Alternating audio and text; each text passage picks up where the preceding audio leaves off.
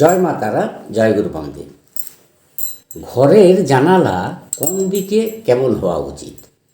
বাস্তুশাস্ত্র মতে ঘরের জানালার আলো বাতাস চলাচলের ক্ষেত্রে দরজার পাশাপাশি জানালার অবস্থান অত্যন্ত গুরুত্বপূর্ণ।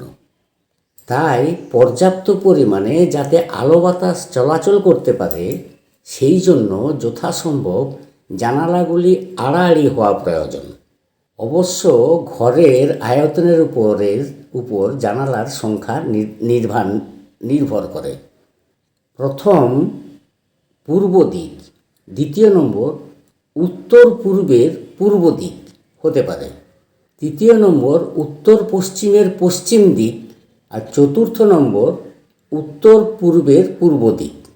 এই সকল দিকগুলির মধ্যে যে কোনো দিকে জানালা বসালে সেটা বাস্তুসঙ্গত হবে। তোমাদের পাশে আছি, সকলে ভালো থেকো। আমার ভিডিও ভালো লাগলে পাশে থেকো। রাধা রাধা।